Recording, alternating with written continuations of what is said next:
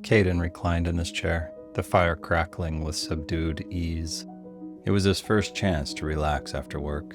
A year had passed since his journey into stop time, yet the memory still seared through him like a scar. The containment sphere had failed him. His newly developed Dead Time suit was supposed to be the answer. Direct contact with the material, no distortions, safe passage.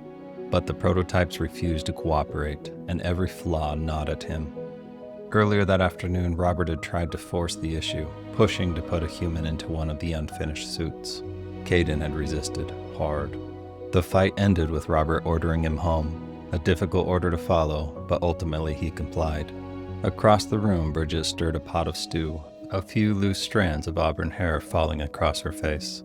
She brushed them aside absently, humming a melody that carried him to their early days. The scent of herbs filled the room, mingling with the smoke.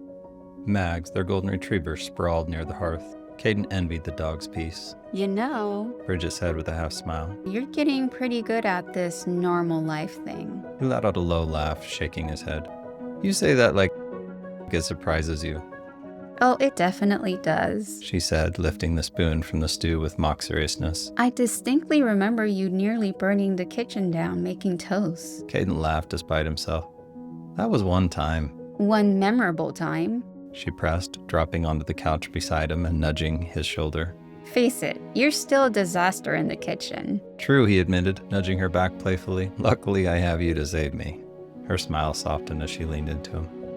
Always. For a while, nothing but the pop of the logs and the stew simmer comforted the room. Caden let himself believe this was enough. I could get used to nights like this. Bridget murmured. A faint crease formed between her brows, and Caden caught it. Fragile proof she feared their peace might not last. He squeezed her hand gently. I'm trying, and I'm getting better, thanks to you. She looked at him. You seem exhausted. She shrugged, forcing a grin. Maybe a little, but I'll be fine. Will you, though? She asked. You don't have to pretend for me, Caden. His shoulders slumped, tension leaking out in a sigh. I know. I hate bringing all of this home, Where else would it take you? she said, leaning her head against his shoulder. We're in this together. Remember? He faced her, catching the steadiness. It burned with warmth and unwavering strength. I remember, he whispered, but almost against his will. But sometimes I worry What? that someday it might all become too much, too dangerous, that I'll lose this. Her hand tightened around his. You're stuck with me.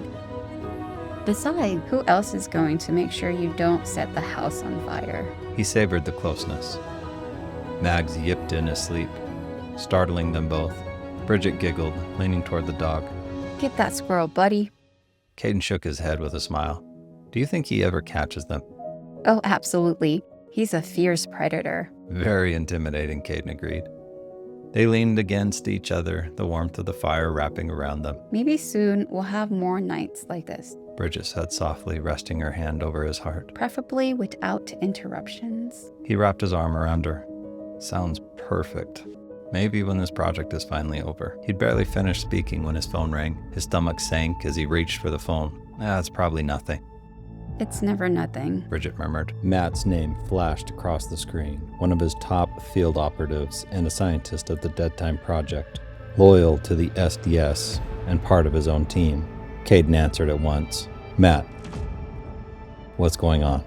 I have to make this quick. They could be listening, his friendly rattled off. What?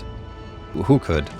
No time, just listen, Matt barreled on. Robert sent Steven into stop time after he dismissed the team. The Dead Time suit wasn't ready. Steven vanished, then reappeared convulsing, screaming as if being torn apart. Shortly after, he disappeared again. They're trying to pull him out, but it might already be too late. Are you sure? Doubt edged the question. I've seen the orders, Matt said grimly. My source confirmed it, but there's more. SDS is compromised, Caden.